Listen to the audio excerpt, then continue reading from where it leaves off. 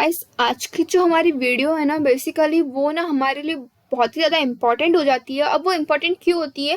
Because आज की जो हमारी वीडियो है ना उसमें हम लोग कवर करने वाले हैं कि हम हमारे जो यूपीएससी के कोर सब्जेक्ट्स होते हैं, जो बेसिक सब्जेक्ट्स है जिनसे कि हर सब्जेक्ट का ओरिजिन होता है, वो हम कैसे कंप्लीट कर सकें। So first of all welcome you all to our channel practice perception. सो आज का जो हमारा टॉपिक है जैसे कि उसमें हम लोग कोर सब्जेक्ट्स कवर करने वाले हैं, तो वो बेसिकली वो कोर सब्जेक्ट्स जो है वो होते क्या क्या है। तो कोर्स कौन से जो कोर सब्जेक्ट्स है वो हमको इसमें पढ़ना है। तो बेसिकली सबसे पहले आता है हमारा हिस्ट्री, पॉलिटी, उसके बाद आता है हमारा geography and then economics and last science and tech. तो ये वो सब्जेक्ट्स है जो हमारे जीएस पेपर 1 के लिए बेस हो जाते हैं। मतलब सारे सब्जेक्ट जो हमारे ना बचे हुए हैं वो सारे हमारे किससे बनते हैं, इसी से बनते हैं। जीएस पेपर 1 के लिए हमारे क्या हो जाते हैं, ये इंपॉर्टेंट हो जाते हैं। तो अब देखते हैं हम लोग कैसे कि किन किन सब्जेक्ट से कौन कौन से सब्जेक्ट्स बनते हैं। फॉर एग्जाम्पल अगर हम देखते हैं हिस्ट्री, अगर हम हिस्ट्री पढ़ते हैं तो हमारी हिस्ट्री से आर्ट एंड कल्चर जो होता है वो कहीं ना कहीं हिस्ट्री से कनेक्टेड हो जाता है। उसके बाद अगर हम हमारी बात करें पॉलिटी की, तो पॉलिटी से हमारा इंटरनेशनल रिलेशन हो गया, गवर्नेंस हो गया। तो ये सब जो टॉपिक्स रहते हैं वो हमारे कहीं से रिलेटेड हो जाते हैं, कहीं ना कहीं हमारे पॉलिटी से रिलेटेड हो जाते हैं। ज्योग्राफी से हमारा एनवायरमेंट जो होता है वो कहीं ना कहीं इंटर रिलेटेड होता है। इकोनॉमिक्स जो होता है वो अपने आप में एक सब्जेक्ट होता है। इसके अलावा जो हमारे हिस्ट्री हो गया, इन सबको पॉलिटी और ज्योग्राफी, ये सब हमारे सोशल जस्टिस वाला जो सब्जेक्ट है वो सोसाइटी, तो ये सब क्या है, ये हमारे इन्हीं सब्जेक्ट से निकले हुए कहीं ना कहीं सब्जेक्ट हो जाते हैं। तो ना इसके बाद अगर हम बात करते हैं साइंस एंड टेक्नोलॉजी, तो साइंस एंड टेक्नोलॉजी जो है वो हमारा खुद में एक अलग सब्जेक्ट हो जाता है। तो इस जो सब्जेक्ट्स है उनसे हम लोग को कैसे कवर करें, जो 5 सब्जेक्ट्स अगर हम इनको कवर कर लेते हैं तो हमारे बच्चे हुए जो सारे सब्जेक्ट्स है वो कवर हो जाते हैं। So let's start. देखिए सब जो अब हम जो वीडियो बनाएंगे ना तो उसको हम लोगों ने पार्ट्स में डिवाइड कर दिया। जैसे कि जो आज के हमारे पार्ट 1 रहेगा ना उसमें बेसिक हम लोग सिर्फ हिस्ट्री से रिलेटेड जो टॉपिक्स है ना वो कवर करने वाले। अब ऐसा क्यों करा है मैंने, सिर्फ हिस्ट्री क्यों इस टॉपिक में कवर किया, क्योंकि अगर मैं सारे टॉपिक्स कवर करती हूँ तो वीडियो बहुत लेंथी हो जाती।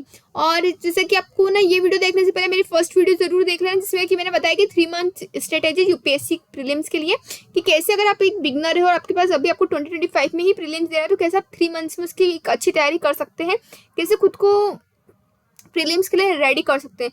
तो उसके लिए मैंने उस वीडियो में बताया था, तो वो वीडियो प्लीज़ आप देखिएगा पहले, और इसके बाद आप ये वाली वीडियो देखिएगा कि इसमें हम लोगों को कोर सब्जेक्ट जो है वो हमारे कैसे कैसे कवर करते जाना है। ठीक है, so let's start. First of all हम लोगों ने बात की थी हिस्ट्री की। तो हिस्ट्री में अगर हम बात करें तो हमारी जो हिस्ट्री है ना वो बेसिकली हमारी 3 पार्ट्स में डिवाइड हो जाती है। 3 पार्ट्स हमारे कौन कौन से हो जाते हैं, एक हो जाता है हमारा एंशिएंट हिस्ट्री, देन आता है हमारा मेडिवल हिस्ट्री, एट लास्ट आता है हमारा मॉडर्न हिस्ट्री। जो हिस्ट्री है वो 3 पार्ट में डिवाइडेड है, एंशिएंट, मेडिवल एंड मॉडर्न। तो सबसे पहले हम लोग बात करते हैं हमारी एंशिएंट हिस्ट्री की। तो एंशिएंट हिस्ट्री जो है ना वो हमारा जो यूपीएससी का सिलेबस है ना उसका टोटल 25% जो है ना वो कवर करता है। कौन कवर करता है, हमारा एंशिएंट हिस्ट्री। कितना कवर करता है, हमारा 25% जो है वो हमारा कौन कवर करता है, एंशिएंट हिस्ट्री कवर कर लेता है। ठीक है, तो इसमें कौन कौन से टॉपिक्स आपको पढ़ने हैं। तो एंशिएंट हिस्ट्री में आपको सबसे पहले इंडस वैली सिविलाइजेशन पे ध्यान देना है, क्योंकि हर साल एक ना एक क्वेश्चन हमारे इंडस वैली सिविलाइजेशन से आ ही जाता है, बहुत इंपॉर्टेंट हो जाता है इंडस वैली सिविलाइजेशन। तो आपको इंडस वैली सिविलाइजेशन को अच्छे से पढ़ना है। उसके बाद एक ना हमारा हर्षवर्धन वाला टॉपिक है ना, उससे भी एक ना एक क्वेश्चन आता ही आता है हर बार, है ना। तो सबसे पहले आप इंडस वैली सिविलाइजेशन को पढ़ लीजिएगा। उसके बाद आपको पढ़ना है वैदिक पीरियड को। वैदिक पीरियड के बाद पढ़ना है आपको महाजनपद को, जो हमारी 16 महाजनपद हैं उनके बारे में आपको पढ़ना है कि उनमें कौन कौन से महाजनपद से कौन कौन सी लोकेशन कहाँ कहाँ पे, और हमें क्या मतलब कैसे वहाँ पे कुछ बीच में कोई बैटल हुई या कुछ भी ऐसा, कुछ भी स्पेशल कुछ ऐसा हम बोल सकते हैं, कोई भी ऐसे स्पेशल टाइम पीरियड जो हुआ हो उस टाइम में, तो वो आपको पढ़ना है। इसके बाद आपको पढ़ना है मौर्यन एम्पायर के बारे में। मौर्यन एम्पायर में चंद्रगुप्त मौर्य के बारे में पढ़ना है, और आपको अशोका के बारे में पढ़ना है, गुप्तास एम्पायर के बारे में पढ़ना है। बुद्धिज्म एंड जैनिज्म में इन दोनों में से एक ना एक क्वेश्चन आपको आ सकता है, बुद्धिज्म और जैनिज्म में से। तो आपको गौतम बुद्ध और महावीर के बारे में पढ़ना है।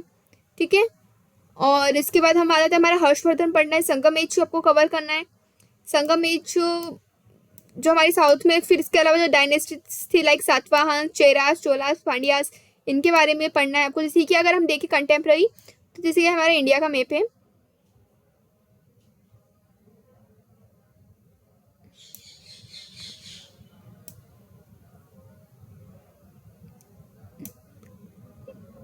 एक मिनट। हाँ,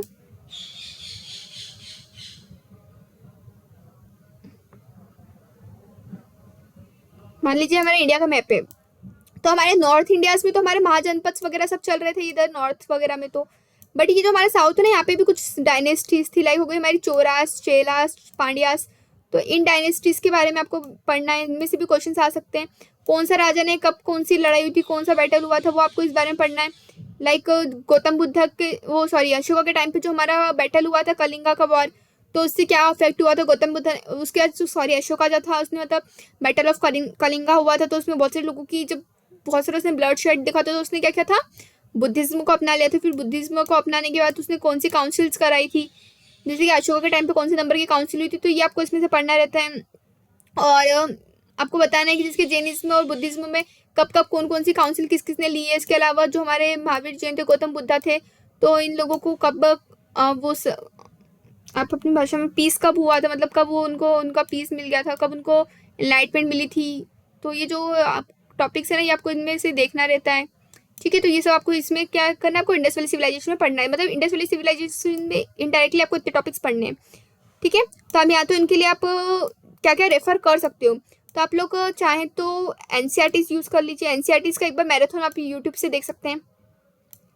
ठीक है, एनसीईआरटीज देख लीजिए। एक तो आप बहुत सारे टीचर्स के आपको एनसीईआरटीज का मैराथन जैसे आप डालेंगे ना, तो क्लास 6 के एनसीईआरटीज, तो उससे क्या हुआ, एनसीईआरटी से आपको एक ओवरव्यू तो मिल ही जाएगा हर चीज़ का। ठीक है, और इसके अलावा आप 11th एंड 12th की क्या कर सकते हैं, अपनी जो ओल्ड एनसीईआरटी तमिलनाडु बोर्ड की वो भी रेफर कर सकते हैं, है ना। और इसके अलावा ये तो आप कर सकते हैं, तो इम्पोर्टेंट हो जाती है। और एंशियंट हिस्ट्री के लिए जो हमारी बुक होती है वो है हमारी आर एस शर्मा। इसके अलावा अगर आप चाहते हैं तो मैं मतलब एक नई सीरीज स्टार्ट कर रही हूँ, जिसमें कि मतलब मैं खुद आपके साथ ये टॉपिक्स जो है वो पढ़ने वाली हूँ। मैं खुद आपके साथ ये टॉपिक्स जो है ना, मतलब जितने भी टॉपिक्स हैं उनको मैं खुद अपनी वीडियोस में एक्सप्लेन करने वाली हूँ। तो अगर आप चाहें तो सीरीज को भी ज्वाइन कर सकते हो, सीरीज को भी देख सकते हैं रेगुलर बेसिस पे। उस पर ना जैसे कि इन बुक्स के अलावा मेरे जो नोट्स लेंगे ना, उसमें ये तो कवर होगा। इसके अलावा कुछ अगर अदर भी कोई पॉइंट है ना जो इंपॉर्टेंट हो जाता है एग्जाम के परस्पेक्टिव से, तो वो भी उसमें कवर हो जाएगा, तो आप वो देख सकते हैं। ठीक है, इसके बाद हम लोग बात करते हैं हमारे मेडिवल इंडिया की। तो मेडिवल इंडिया भी 25% सिलेबस तो कवर करते हैं, बट इससे ना क्वेश्चन ज़्यादा नहीं आते मेडिवल इंडिया से। बट हम यूपीएससी का कुछ कह नहीं सकते, वो कब को कितने क्वेश्चन दे सकते हैं, तो वो हम कह नहीं सकते। तो इसमें आप लोगों को जो टॉपिक्स पढ़ने बेसिकली बहुत कम है। उसमें आपको मुस्लिम का इन्वेंशन, कैसे मुस्लिम्स हमारे इंडिया में आए थे, फिर दिल्ली सल्तनत में जैसे कि जो मेन राजाज थे दिल्ली सल्तनत में, उनके बारे में आपको थोड़ा बहुत पढ़ना है कि जैसे क्या दिल्ली सल्तनत कब हुआ था हमारा। तो हमारा दिल्ली सल्तनत आ गया था, एक मिनट, या तो इसमें आपको बताना है कि जो हमारे दिल्ली सल्तनत थी ना, वो कब आई थी। तो हमारी दिल्ली सल्तनत मुगल एरा जो 1526 के आसपास जो हमारा ना वो आ गया था। पहले सल्तनत डायनेस्टी आई थी हमारी 1206 के आसपास, हमारी सल्तनत डायनेस्टी आई थी, तो उसके बारे में पढ़ना है आपको। फिर सल्तनत के बाद कैसे हमारा मुगल एरा आया था, पानीपत की लड़ाई हुई थी। उसके बाद कैसे हमारा जो मतलब अकबर, जहांगीर, शाहजहां ये लोग सब आए थे। कैसे कुतुबुद्दीन ऐबक जो था वो फर्स्ट स्लेव था, जो उसने स्लेव डायनेस्टी का हमारे इंडिया में सबसे पहले स्लेव डायनेस्टी स्टार्ट की थी कुतुबुद्दीन ऐबक ने, जो खुद एक क्या था, एक स्लेव था। किसका, वो स्लेव था हमारा मोहम्मद गजनी का। ठीक है, तो कैसे मोहम्मद गजनी ने पहले हमारे इंडिया पे हमले किए थे बार बार, सिर्फ उसकी रॉबरी के लिए, तो वो उससे पढ़ना है। आपको ना मतलब टाइम से कनेक्टेड रहना है। इसके लिए अगर आप चाहें ना, तो मेरी एक टाइमलाइन वाली वीडियो है जो मैं अभी पोस्ट करूँगी कुछ दिन में, जिसमें मैंने पूरी जो हमारी एंशिएंट हिस्ट्री है ना, वहाँ से लेकर तो हमारी पूरी आज के प्रेजेंट तक में जितने भी इंपॉर्टेंट इवेंट्स हैं उसके सारी टाइमलाइन जो है ना वो मैं बताने वाली हूँ। तो आप वो वाली वीडियो भी देख सकते हो, उसमें एक भी टाइमलाइन एक भी मिस नहीं होने वाला। जैसे कि हमारे आप बताएं तो हमारे 106 से 1027 तक क्या हुआ था, गजनी ने क्या किया था, इन्वेंशन किया था। तो वो आपको दिल्ली सल्तनत पढ़ना है। उसके बाद आपको मुगल सल्तनत पढ़ना है। मुगल सल्तनत में आपको बेसिकली किस किस पे ध्यान देना है, तो मुगल सल्तनत में आपको अकबर, जहांगीर, शाहजहां, औरंगजेब और इनके ऊपर आपको ध्यान देना। उसके अलावा आपको जाना है इधर विजयनगर एम्पायर पे, विजयनगर एम्पायर को पढ़ना। इसके अलावा भक्ति मूवमेंट जो थे वो देखना है। इसके अलावा सूफिज्म वाला जो टॉपिक है वो आपको पढ़ना है। गुर्जर प्रातिहार, इस पे से क्वेश्चन आ सकता है। गुर्जर प्रातिहार पे प्रीवियस ईयर में एक बार क्वेश्चन आया हुआ है। दिल्ली सल्तनत और मुगल, इस पे भी आया हुआ है। इसके अलावा Lodhi dynasty, Khalji dynasty, Khalji dynasty के बारे में आपको पढ़ना है। जो खिलजी डायनेस्टी थी ना, वो हमारे खिलजी ने की थी 1290 से 1320 तक की हमारी खिलजी डायनेस्टी थी। ठीक है, और जो हमारी लोधी डायनेस्टी थी ना, वो 1451 से लेके तो हमारी 1526 तक थी। ठीक है, तो ये जो है ना, ये डेट लाइन्स भी आपको याद रखनी पड़ेगी, कब कौन सी और किस किस राजा ने किस किस को रूल किया था, ये भी आपको देखना पड़ेगा। उस बीच में कुछ इंपॉर्टेंट इवेंट्स हुए, तो वो पाला, पल्लवास, चोलाक्यास, राष्ट्रकूटास डायनेस्टीज। तो ये टॉपिक जो है वो आपको मिडिवल हिस्ट्री से आपको ये वाले टॉपिक्स कवर करने हैं।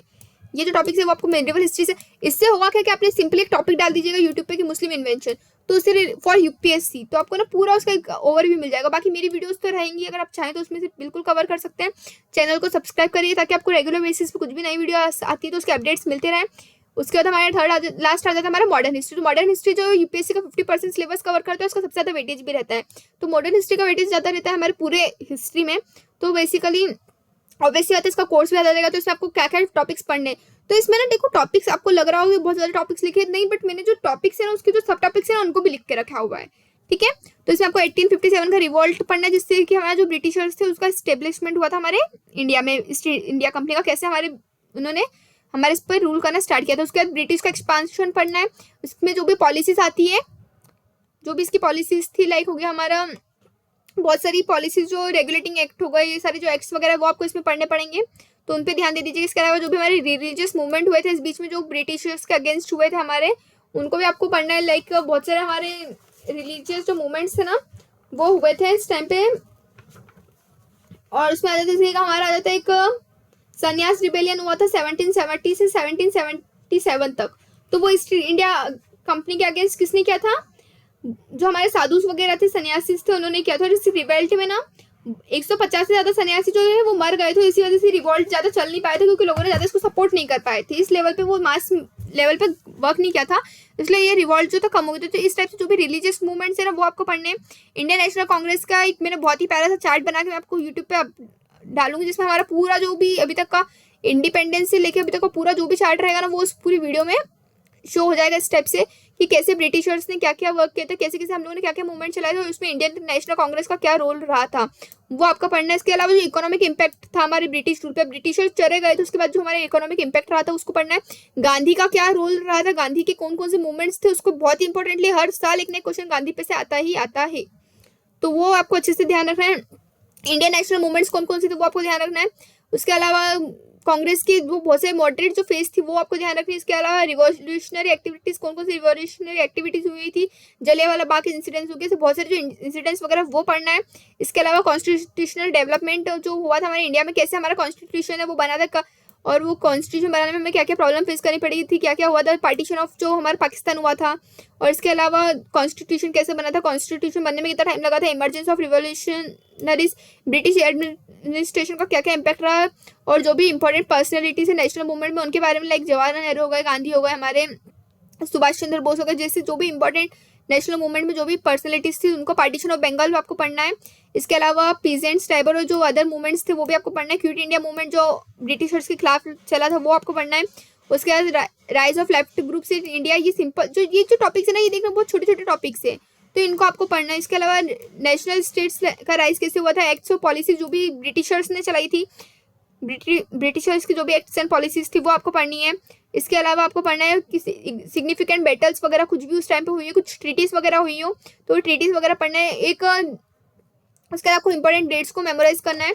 अगर आप देखेंगे तो ब्रिटिशर्स का जब वर्ल्ड वॉर फर्स्ट हुआ था तो ब्रिटिशर्स ने इंडिया को उनकी तरफ से खड़ा कर दिया, जिसमें उन्होंने एक बोला था कि हम इंडिया को आज़ाद करेंगे, कुछ कंडीशंस रखी थी, बट वो इंडिया उस टाइम पे मतलब वर्ल्ड वॉर वन के बाद इंडिया ने मतलब उसकी हेल्प तो करी थी ब्रिटेन की, बट कैसे ब्रिटेन ने हमारी जो बात थी उसको मांगी नहीं थी कुछ कंडीशंस की वजह से, तो वो आपको पढ़ना पड़ेगा। इस टाइप्स के जो टॉपिक्स है अगर आप चाहते हैं कि मैं इनको बताऊँ इनको, हाँ एक मिनट सॉरी,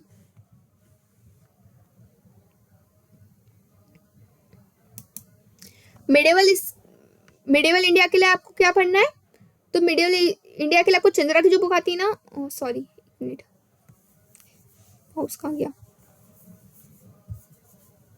या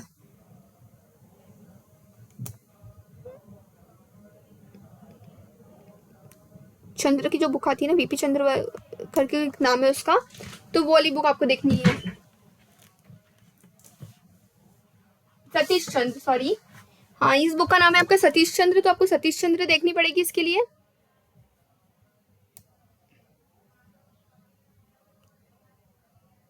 ठीक है, सतीश चंद्र देख लीजिएगा। और मिडेवल इंडिया के लिए सतीश चंद्र हो गई, एंशिएंट इंडिया के लिए हमारे आर एस शर्मा हो गई, और मॉडर्न इंडिया के लिए तो हमारी स्पेक्ट्रम पढ़ लीजिएगा। कहाँ गया मेरा पेन, फिर से ये रहा या ओहो स्पेक्ट्रम हो जाएगी, है ना। तो ये जो बुक्स है ना, ये आप पढ़ सकते हैं, ये आप रेफर कर सकते हैं। ये सारे टॉपर्स जितने भी बेसिकली इस बुक्स को रेफर्स करते हैं, ये एक अच्छा हमको नॉलेज भी दे जाती है यूपीएससी के लेवल पे, और इन बुक्स को जो डिज़ाइन किया है वो भी उसी लेवल का है कि आप पढ़ सकते हैं। सो ये हो गया हमारा कि कैसे हमको हिस्ट्री कवर करना है। नेक्स्ट जो वीडियो होगी ना पार्ट 2, उसमें हम लोग पॉलिटी और ज्योग्राफी के बारे में बात करेंगे, तो ना उसको भी आप एक बार देख सकते हैं पार्ट 2 में।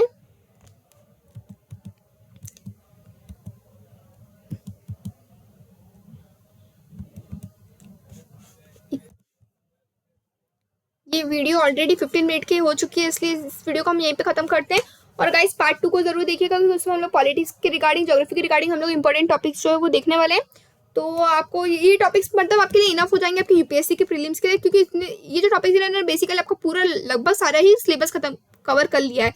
तो आपको ना ये जो टॉपिक्स है ना ये आपको पढ़ना है, और आप चाहते हैं कि मैं इन टॉपिक्स को आपको एक्सप्लेन करूँ, इन टॉपिक्स की एक सीरीज अलग से बन जाए जिसमें आपको सारे टॉपिक्स एक साथ में मिल जाए, तो प्लीज़ कमेंट जरूर कीजिएगा और ज़्यादा से ज़्यादा मोटिवेट करने की कोशिश कीजिएगा, ताकि हम भी ज़्यादा ज़्यादा वीडियोस बनाएं जैसा कि आपने। और हाँ, सॉरी कि मेरी ये जो वीडियो है बहुत ज़्यादा लेट आ रही है, क्योंकि मेरी जो प्रीवियस वीडियो थी वो मैंने आई थिंक 5-6 दिन पहले डाली थी। उसके बाद बीच में बहुत ज़्यादा गैप हो गया था, क्योंकि मेरा ना थोड़ा सा पीपीटी का इशू हो गया था कि मेरे लैपटॉप में पीपीटी जो थी ना वो डिलीट हो चुकी थी, और वो रिकवर भी नहीं हो रही थी, मेरे पास रिसाइकल बिन भी नहीं हो रही थी। सो ना मुझे वापस से पूरी पीपीटी बनानी पड़ गई थी, और इस वजह से मैं आपकी जो वीडियो है ना वो अपलोड नहीं कर पाई थी, तो उसके लिए मैं आपसे सॉरी बोलती हूँ। And guys please like, share and subscribe, follow us. Thank you.